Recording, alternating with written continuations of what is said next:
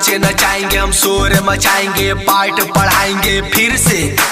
Arsi नवाबंद beat feet Ahmed अखी आ गए हैं बेटा चंपारण से हम, अब शोर मचाओ एकर तोड़ा भरम। आ गए हैं बेटा चंपारण से हम, अब शोर मचाओ एकर तोड़ा भरम। ए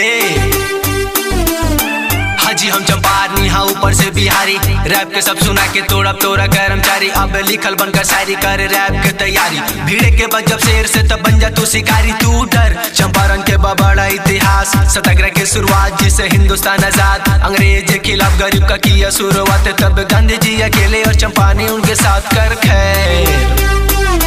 हम शेरनी के लाल काला सकल सबसे हटल नवाबी, हमर चाल हाल करब तोर बेहाल, उतारब तोर खाल। देख 24 साल के टपकल बकाल, ताल फ्लो हमर भारी, रैप करी ना दिखाली, दिल फेंकिया आशिक जैसे बढ़ल बदकारी। भाग भाग बेटा, भाग भाग बेटा, भाग भाग बेटा।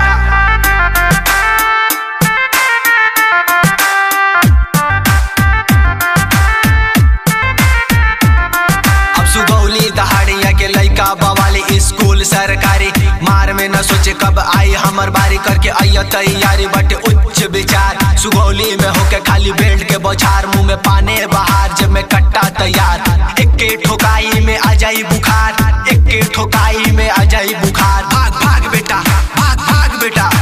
आ गए हैं बेटा चंपारण से हम, अब शोर मचाओ एकर तोड़ा भरम। आ गए हैं बेटा चंपारण से हम, अब शोर मचाओ एकर तोड़ा भरम। भाग भाग बेटा, भाग भाग बेटा।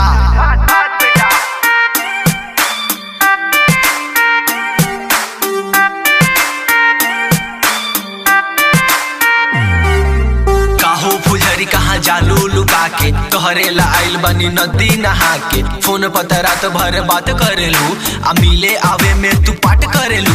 काट देलू फोन हमसे दिक्कत बता के, का होई तहरा ला आंसू बहा के। हटा के कहेलू तनी हट के चला, सुगौली के लइका सबसे बच के चला। हमरा सामने सज धज के चला, जब लच के कमरिया तो कस के धरो नाना। अब पढ़े के पड़ी, चढ़ती जवनिया से लड़े के पड़ी। बाबा कहेले सुधरे के पड़ी, अब रिंकिया के बाप से कहे के पड़ी। सहे के पड़ी ई जवानी गरम, ना सतारू तू हमर करम धरम। रखा करो कुछ लाजो शरम, वरना तोड़े ही देंगे तुम्हारा भरम। क्योंकि आ गए हैं बेटा चंपारण से हम, अब शोर मचाओ एकर तोड़ा भरम। भाग भाग बेटा, भाग भाग बेटा।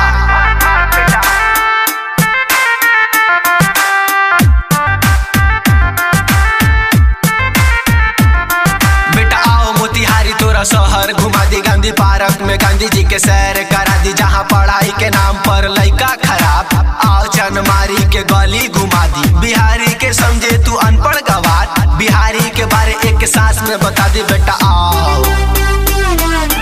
एक बिहारी 100 पे भारी, 100 सवारी। एक बिहारी मत कर यारी, हम चिंगारी आग जला के रख कर डाली। बच हमरा से मारते जाली, हम बवाली तुर बुद्धि खाली। पट गोली तुर सीने में, अर्शी नवाब सब पे भारी।